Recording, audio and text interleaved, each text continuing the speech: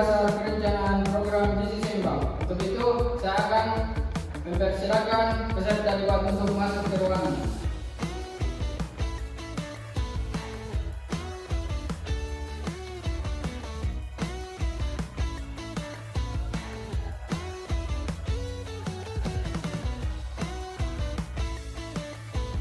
Selamat siang, salam sejahtera untuk kita semua. Yang terhormat Bapak Dosen Andi Muhammad Zulkifli SKM MKes, serta seluruh teman-teman peserta debat yang telah hadir pada kesempatan kali ini.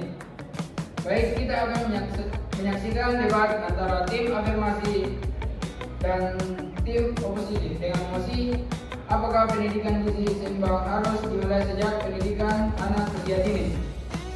Saya Muhammad Al-Musawir akan bertugas sebagai moderator dalam debat ini. Memastikan jalannya diskusi berlangsung tertib, adil dan sesuai dengan aturan yang telah ditetapkan. Dan di samping saya ada Rizka sebagai menteri.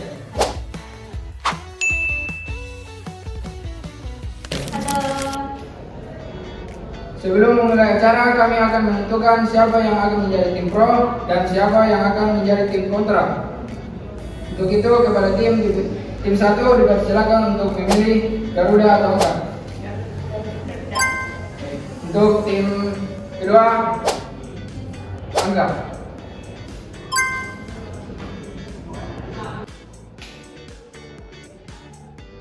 Garuda. Untuk tim 1 memilih pro atau kontra? Baik, untuk tim 2 kontra. Begitu, silakan ke mejanya masing-masing.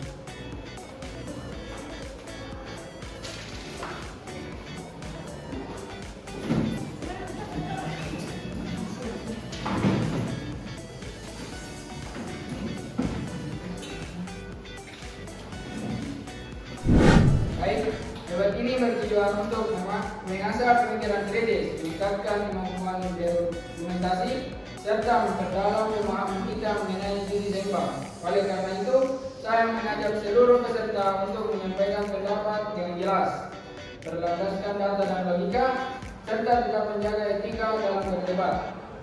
Sebelum kita mulai, saya akan membacakan aturan debat. Setiap tim akan diberikan kesempatan untuk menyampaikan argumennya masing-masing dengan waktu 3-5 menit. Kedua, debat ini akan terdiri dari beberapa sesi, termasuk penyampaian argumen yang utama, sanggahan, sesi tanya jawab, dan kesimpulan.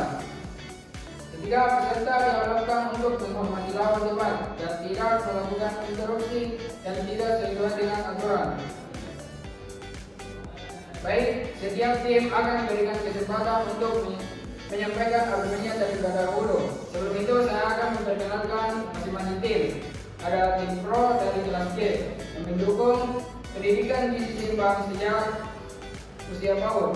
Setiap tim akan diberikan kesempatan untuk menyampaikan argumennya terlebih dahulu. Sebelum itu, saya akan memperkenalkan masing-masing tim. Ada tim pro dari kelas G yang mendukung pendidikan gizi seimbang sejak PAUD. Ada pembicara pertama, ada Marcelina.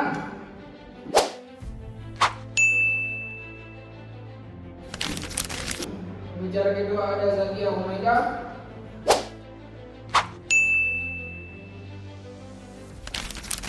Pembicara ketiga ada Mursal Sabil Anwar.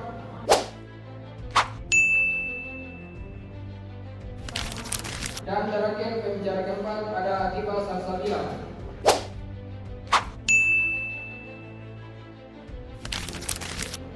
Kemudian ada tim kontra dari kelas A yang memiliki pandangan berbeda tentang penerapan pendidikan gizi sejak PAUD. Pembicara pertama ada Rizky Amelia Rizal.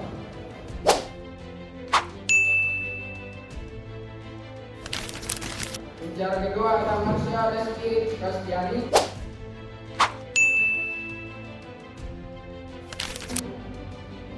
Pembicara ketiga ada Densa Sabur.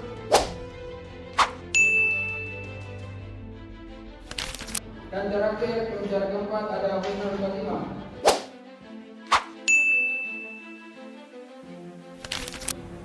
Tanpa berlama-lama, mari kita mulai debat ini.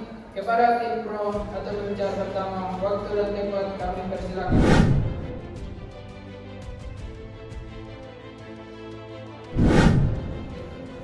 Baik, terima kasih kepada moderator yang telah memberikan saya kesempatan untuk berbicara. Sebelumnya saya ingin mengucapkan terima kasih juga kepada Bapak dosen, timbawan serta teman-teman sekalian yang telah menyaksikan debat kali ini. Sebelum masuk ke dalam argumen utama, saya ingin menegaskan bahwa saya setuju dengan mosi ini bahwa pendidikan gizi seimbang harus dimulai sejak pendidikan anak usia dini atau PAUD.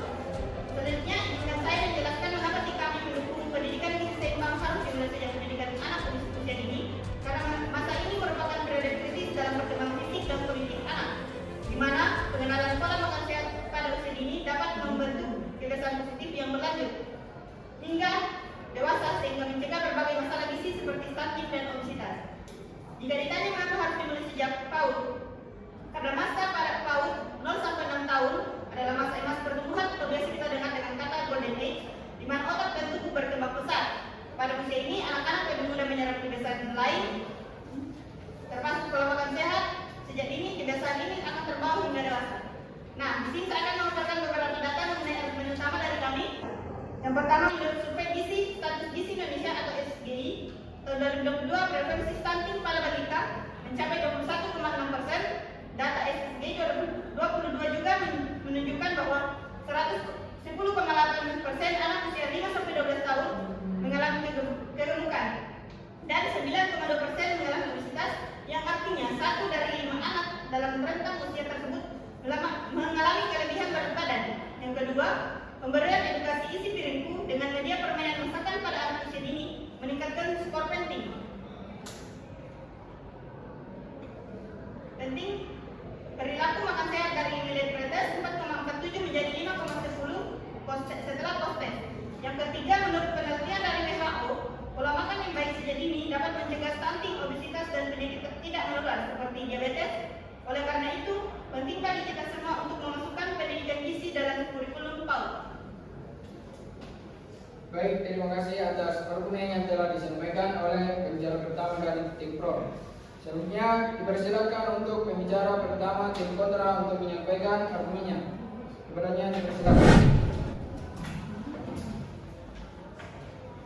Baik, terima kasih kepada moderator yang telah memberikan saya kesempatan untuk berbicara. Sebelumnya, saya ingin mengucapkan terima kasih kepada moderator, Bapak dosen, serta tim lawan dan teman-teman yang menyaksikan debat kali ini. Sebelum masuk ke dalam argumen utama, saya ingin menegaskan bahwa saya tidak setuju dengan mosi ini, yaitu bahwa pendidikan gizi seimbang harus dimulai sejak pendidikan anak usia dini atau PAUD. Selanjutnya, izinkan saya melanjutkan mengapa kami menolak mosi tersebut. Kami tidak menolak pentingnya gizi seimbang, tetapi kami tidak sepakat bahwa pendidikan ini harus dimulai sejak PAUD. Anak-anak pada usia ini masih sangat kecil dan lebih membutuhkan pendidikan dasar seperti motorik, sosial, dan emosional. Fokus pada gizi bisa mengalihkan perhatian anak dari aspek lainnya, dan di mana pendidikan gizi lebih efektif jika dimulai di usia yang lebih matang. Anak usia PAUD belum bisa memahami konsep gizi secara mendalam. Mereka lebih banyak belajar dari kebiasaan orang tua daripada teori yang diajarkan di sekolah. Karena orang memiliki peran utama dalam membentuk pola makan anak karena mereka mengatur makanan yang dikonsumsinya sehari-hari. Nah, ada beberapa data dan bukti yang ingin saya sampaikan mengenai argumen kami. Pertama, keterbatasan literasi gizi pada tenaga pendidik. Studi menunjukkan bahwa literasi mengenai gizi pada anak di satuan pendidikan usia dini masih minim dan dapat mengakibatkan berbagai masalah gizi dan menghambat pertumbuhan dan perkembangan anak. Kedua, peran orang tua dalam pemenuhan gizi.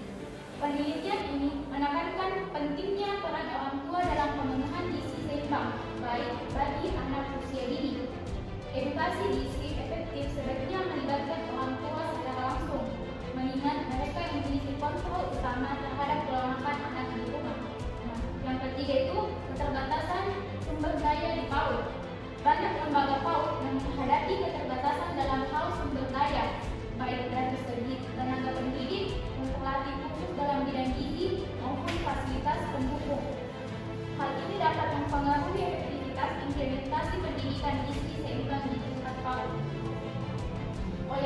itu, kami percaya bahwa alih-alih membebani kurikulum PAUD dengan materi tambahan, akan lebih baik jika pendidikan gizi difokuskan pada orang tua dan diberikan secara langsung lebih terstruktur saat anak memasuki usia sekolah dasar, ketika mereka sudah lebih siap menerima konsep tersebut. Baik, terima kasih. Baik, terima kasih atas argumen yang telah disampaikan oleh pembicara pertama dari tim kontra. Selanjutnya kita akan masuk di sesi selanjutnya, yaitu sesi sanggahan. Kami dari tim pro berpendapat bahwa pendidikan gizi di PAUD tidak akan mengganggu perkembangan anak dan dapat diajarkan melalui metode yang lebih menyenangkan, seperti melalui lagu, permainan, ataupun cerita. Selain itu, sekolah juga berperan dalam membentuk kebiasaan makan anak, bukan hanya dalam lingkungan keluarga.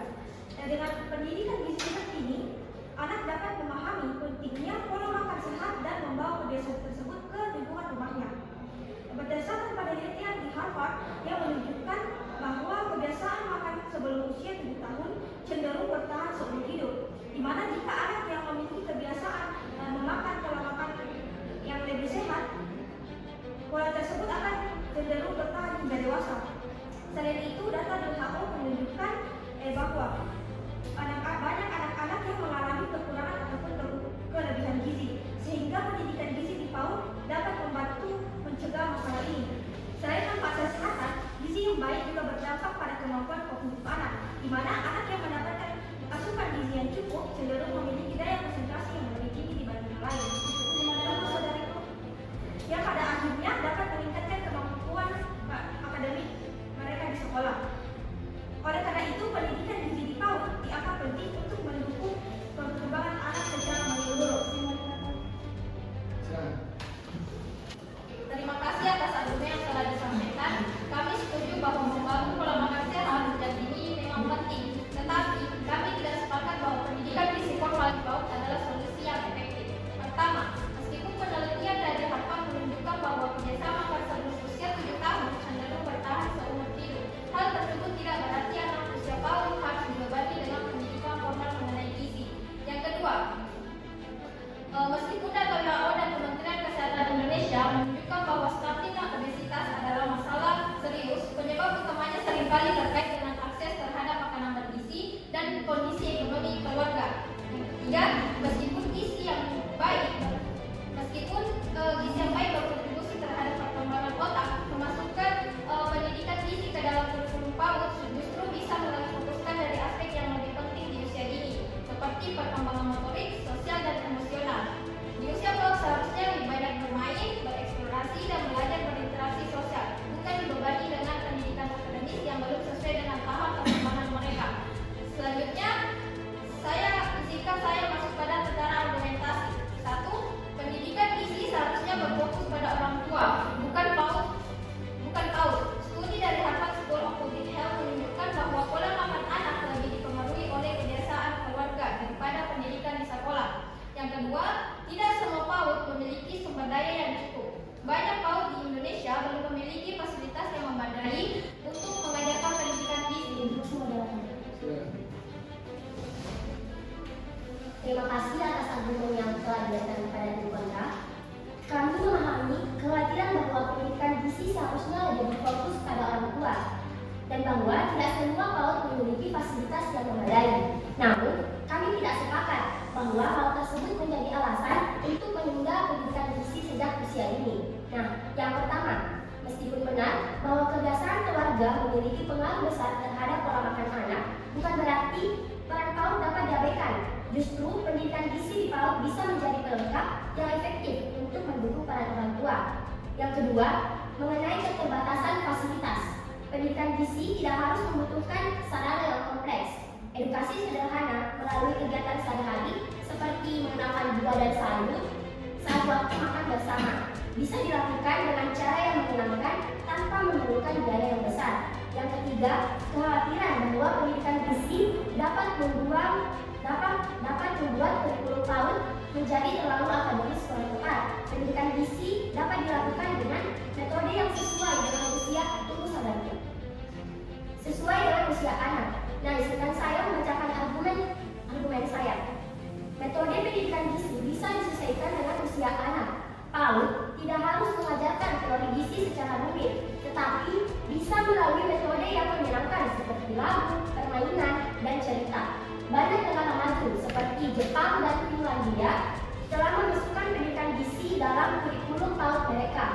dan hasilnya angka obesitas pada anak di Jepang lebih rendah dibandingkan dengan negara yang tidak menerapkan sistem ini. Jika Indonesia ingin menciptakan generasi sehat dan produktif, kita harus mulai dari usia dini. Terima kasih atas argumen yang telah Anda sampaikan. Kami menghargai pandangan Anda bahwa PAUD tidak harus mengadakan teori gizi secara umum. Namun kami tidak sepakat bahwa pendekatan ini menjadi solusi utama untuk mengatasi masalah gizi pada anak. Pertama, meskipun negara maju seperti Jepang dan Finlandia telah berhasil menurunkan angka obesitas anak melalui pendidikan gizi sejak usia dini, namun kondisi Indonesia malah sebaliknya. Tantangan utama di Indonesia bukan hanya kurangnya pendidikan gizi saja, tetapi juga keterbatasan akses terhadap makanan bergizi, terutama di daerah-daerah terpencil. Kedua, meskipun metode edukasi yang menyenangkan dapat membantu mengenalkan konsep gizi sehat ini, kenyataannya banyak PAUD yang masih kekurangan fasilitas. Mengutamakan pendidikan gizi di PAUD tanpa memperbaiki infrastruktur pendidikan terlebih dahulu justru lebih beresiko mengalihkan fokus dari aspek perkembangan kedelai seperti keterampilan motorik, sosial, dan emosional. Kemudian, ketersediaan makanan sehat juga menjadi kendala bila semua daerah memiliki akses mudah terhadap makanan bergizi. Jika pendidikan gizi ditekankan sejak PAUD tetapi akses terhadap makanan sehat masih terbatas, maka itu hanya akan menimbulkan ketidakadilan sosial. Jika pendidikan gizi di PAUD sangat efektif, mengapa masih banyak daerah dengan masalah gizi? Banyak negara sudah mencoba memasukkan pendidikan gizi di PAUD, tetapi angka obesitas dan stunting masih tinggi. Masalah gizi lebih disebabkan oleh faktor ekonomi, pola asuh keluarga, dan akses terhadap makanan sehat, bukan sekedar pendidikan di sekolah saja. Izin menambahkan moderator. Baik, saya ingin menambahkan argumen dari pembicara juga. Kami sepakat bahwa pendidikan gizi itu lebih efektif dibandingkan pada tingkat sekolah dasar ketika anak-anak sudah memiliki pemahaman yang lebih matang. Di usia PAUD, anak-anak masih sangat bergantung pada orang tua, sehingga pendidikan gizi lebih baik diarahkan kepada orang tua terlebih dahulu. Dan juga Indro menyebutkan bahwa pendidikan gizi bisa dilakukan dalam metode menyenangkan. Namun, apakah itu cukup untuk membentuk kebiasaan makan sehat tanpa adanya peran orang tua? Anak di usia PAUD, tunggu saudaraku, anak di usia PAUD masih sangat belum bisa menerima, belum bisa membuat keputusan sendiri tentang makanannya. Jadi meskipun mereka belajar tentang gizi, keputusan tetap ada di tangan orang tua. Oleh karena itu, pendidikan gizi tidak harus dimulai sejak PAUD, tetapi lebih efektif dibandingkan pada usia yang lebih matang, seperti di sekolah dasar atau edukasi terhadap orang tua. Memang benar bahwa akses terbatas terhadap makanan sehat dan faktor ekonomi menjadi kendala. Namun pendidikan gizi tetap penting sejak PAUD. Justru dengan pendidikan gizi, anak-anak dapat belajar memanfaatkan sumber daya alam dengan baik, meskipun keterbatasan makanan bergizi. Pendidikan gizi yang dapat menjadi solusi tunggal, namun sangat penting untuk membentuk kebiasaan makan sehat sejak dini. Dan saya tambahkan bahwa PAUD adalah masa terbaik untuk membentuk kebiasaan makanan sehat. Masa PAUD adalah periode emas perkembangan anak, mengajarkan pola makan sejak dini akan membentuk kebiasaan hingga dewasa. Pendidikan gizi dapat membantu anak memahami pentingnya makan bergizi dan mencegah masalah gizi seperti stunting dan obesitas. Makan bergizi dan mencegah masalah gizi seperti obesitas menghasilkan generasi sehat dan produktif. Anak dengan gizi seimbang lebih fokus dengan berkembang lebih baik, menciptakan generasi yang bisa belajar dan berprestasi. Oleh karena itu, pendidikan gizi seimbang harus dimulai dari PAUD untuk memastikan anak-anak tumbuh sehat dan memiliki kebiasaan makan yang baik sejak dini. Baik, sekarang kita masuk ke sesi tanya jawab. Masing-masing tim boleh memberikan pertanyaan kepada lawan dan menjawab pertanyaan yang diajukan. Tim Pro, silakan ajukan pertanyaan pertama. Oke, baik, saya ingin bertanya kepada tim kontra. Menurut pendapat kalian, jika pendidikan gizi tidak diperkenalkan sejak PAUD, bukankah itu beresiko mengembangkan kebiasaan makan yang buruk sejak kecil? Bagaimana cara memastikan anak-anak mendapatkan kebiasaan makan yang sehat jika sekolah tidak ikut berperan dalam pendidikan gizi?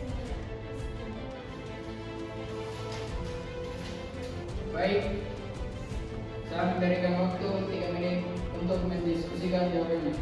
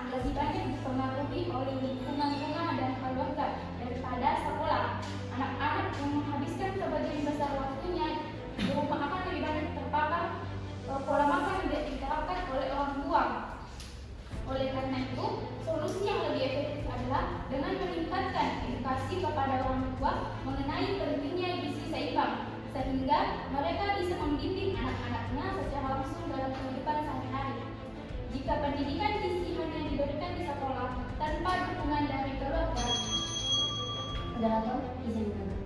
Silakan. Baik, meskipun benar bahwa kebiasaan makan anak banyak dipengaruhi oleh lingkungan keluarga, tidak semua orang tua memiliki pemahaman yang baik tentang gizi seimbang atau memiliki waktu yang cukup untuk memberikan edukasi kepada anak-anak mereka. Nah, faktanya banyak orang tua yang masih memiliki pola makan yang kurang sehat seperti konsumsi makanan cepat saji dan kurangnya asupan sayur dan buah dalam keluarga.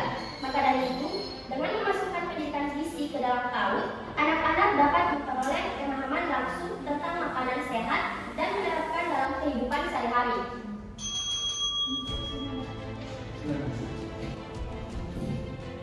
Memang benar bahwa tidak semua orang tua memiliki pemahaman yang baik tentang gizi seimbang, tetapi solusi terbaik adalah membebankan pendidikan gizi kepada anak usia dini yang masih memiliki keterbatasan dalam memahami konsep ini.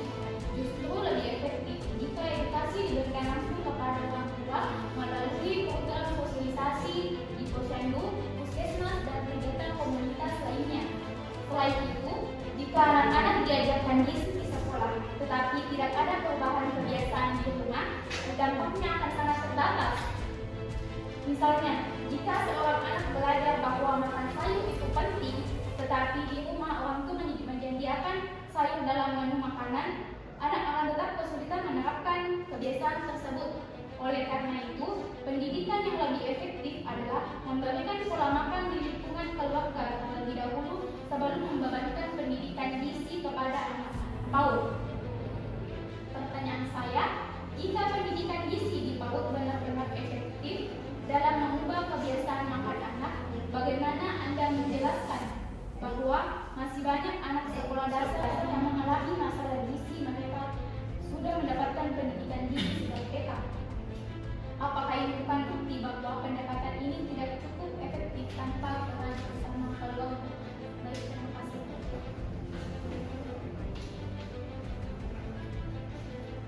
Baik, saya akan memberikan waktu 3 menit untuk mendiskusikan jawabannya.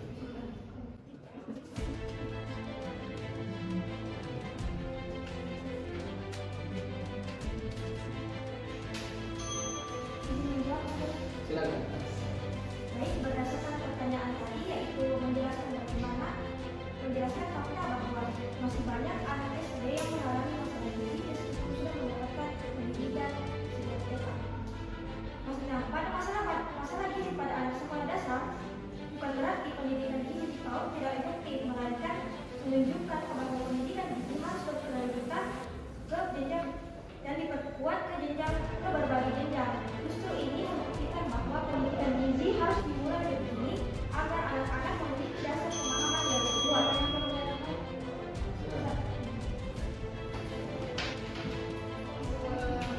Kami menghargai pandangan tim pro mengenai pentingnya pendidikan gizi yang berkelanjutan. Namun kami menegaskan bahwa memulai pendidikan gizi sejak saja bukanlah solusi utama jika tidak disertai dengan fondasi yang kuat dari lingkungan keluarga atau faktor ekonomi yang mendukung. Karena di usia ini masih sangat bergantung pada orang tua, baik dalam pemilihan makanan maupun membentuk kebiasaan sehari-hari. Mengandalkan pendidikan di pos saja tanpa adanya perubahan nyata dari lingkungan rumah membuat solusi tersebut tidak efektif. Jika keluarga tidak memiliki akses terhadap makanan yang bergizi atau jika kebiasaan makan makanan yang tidak sehat sudah melekat kuat, maka pengetahuan yang diperoleh dari anak usia PAUD tersebut akan sulit diterapkan. Izin menambahkan pertanyaan moderator. Silakan. Nah, pertanyaannya, jika Anda mengatakan bahwa edukasi gizi sebaiknya diberikan kepada orang tua saja, bagaimana cara memastikan bahwa semua orang tua benar-benar memahami dan menerapkan pola makan sehat di rumah? Mengingat tidak semua orang tua memiliki akses ke informasi yang benar atau keamanan untuk berubah. Izin menjawab, moderator. Silakan. Pemerintah dan lembaga kesehatan dapat berperan dalam memberikan edukasi kepada orang tua melalui berbagai program seperti baby one gizi, kampanye kesehatan, serta subsidi makanan yang bergizi kepada keluarga yang kurang mampu. Selain itu, program edukasi juga bisa dilakukan melalui media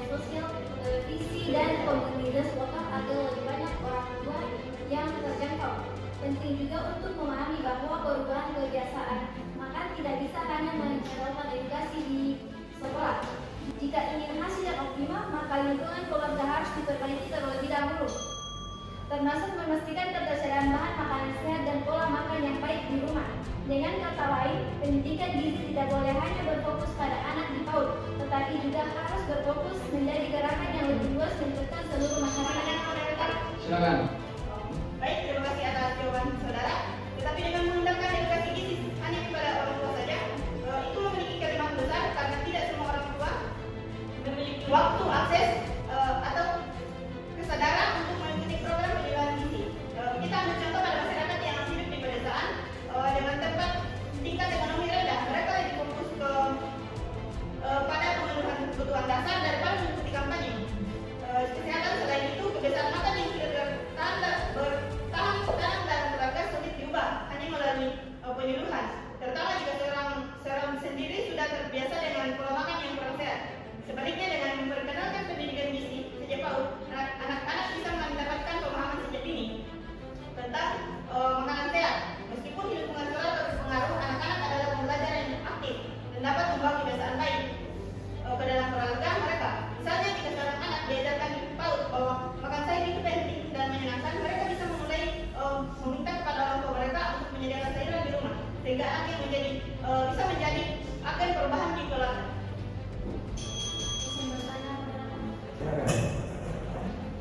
Intro, ada paradigma bahwa anak-anak bisa menjadi agen perusahaan di keluarga dengan membawa kebiasaan makan sehat yang dipelajari di PAUD. Namun, apakah realistis mengandalkan anak-anak usia dini yang belum memiliki kontrol atas makanan yang tersedia di rumah? Bagaimana anak-anak dapat menerapkan kebiasaan sehat tersebut jika orang tua mereka tidak memiliki akses, waktu, atau kemampuan finansial untuk menyediakan makanan bergizi?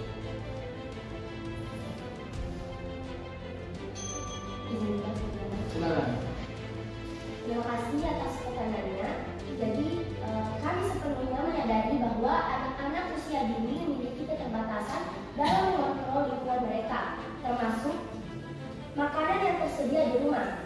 Namun, justru inilah mengapa pendidikan gizi sejak PAUD sangat penting. Anak-anak memiliki potensi besar untuk memengaruhi lingkungan sekitarnya secara tidak langsung melalui perilaku yang kebiasaan mereka tunjukkan. Misalnya, ketika anak mulai meminta makanan sehat atau menunjukkan ketertarikan terhadap sayur dan buah, orang tua akan mencoba memenuhi keinginan tersebut, meskipun terbatas. Nah, tentu saja dari pendidikan gizi di PAUD ini bukan satu-satunya solusi. Kami sepakat bahwa dukungan dari keluarga, akses ekonomi, dan intervensi pemerintah sangat diperlukan. Namun, memberikan pemahaman sejak dini adalah langkah awal yang strategis untuk membangun kesadaran jangka panjang, baik bagi anak-anak maupun keluarga mereka. Terima kasih.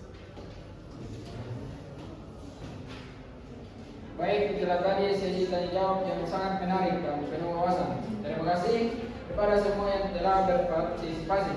Semoga diskusi ini memberikan perspektif baru bagi kita semua. Sekarang kita akan melanjutkan ke tahap selanjutnya dalam debat ini, yaitu masing-masing tim memberikan pernyataan penutup baik dari tim pro maupun kontra. Kepada tim pro dipersilakan untuk menyampaikan pernyataannya. Oke, baik. Menurut kami, pendidikan gizi bangsa di PAUD sangat penting untuk menciptakan generasi yang sehat dan berdaya seperti ini. Jika kebiasaan baik ini ditanamkan sejak dini, maka di masa depan kita akan mengurangi angka penyakit yang berkaitan dengan pola makan. Sekian. Baik, terima kasih. Selanjutnya kepada tim kontra, persilakan untuk menyampaikan pernyataannya. Baik, terima kasih kepada moderator. Kami setuju bahwa pendidikan gizi itu penting, tetapi memprioritaskannya di PAUD itu bukanlah solusi terbaik. Lebih baik kita fokus kepada edukasi kepada orang tua dan menyelesaikan pendidikan gizi dengan usia yang lebih matang agar lebih efektif. Sekian. Terima kasih kepada kedua tim atas argumen dan diskusi yang sangat menarik.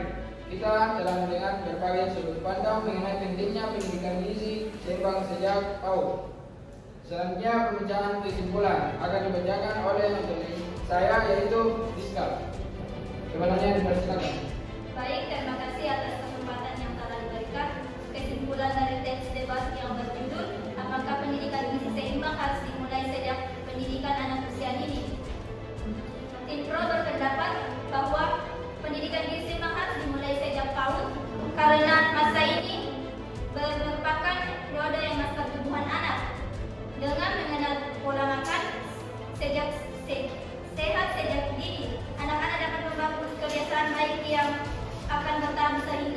selain itu, pendidikan gizi dapat mencegah berbagai masalah kesehatan seperti stunting, obesitas, dan penyakit tidak menular di masa depan.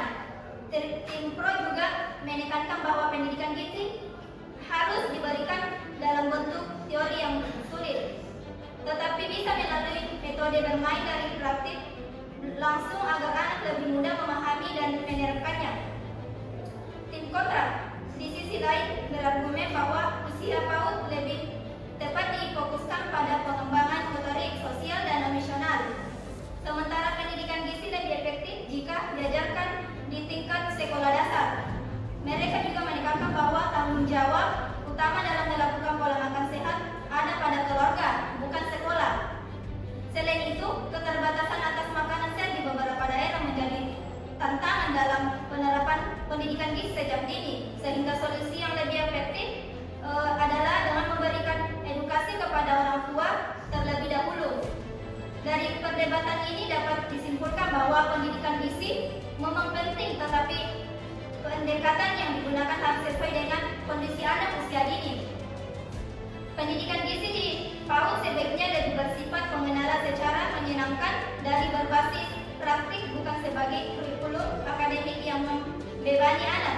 Di sisi lain, peran keluarga tetap menjadi faktor utama dalam membentuk kebiasaan makan sehat anak, sehingga sosialisasi kepada orang tua yang menjadi langkah yang tidak kalah penting. Sekian. Baik, jadi keputusan akhir tentu kembali kepada kebijakan pemerintah dan masyarakat dalam menentukan metode terbaik untuk meningkatkan kesadaran gizi sejak dini. Dengan demikian, debat ini resmi saya tutup. Terima kasih atas perhatiannya. Baik, demikianlah debat kali ini. Kurang dan lebihnya mohon dimaafkan. Saya tutup dengan pantun. Digulung-gulung, dikunyah-kunyah. Assalamualaikum semuanya.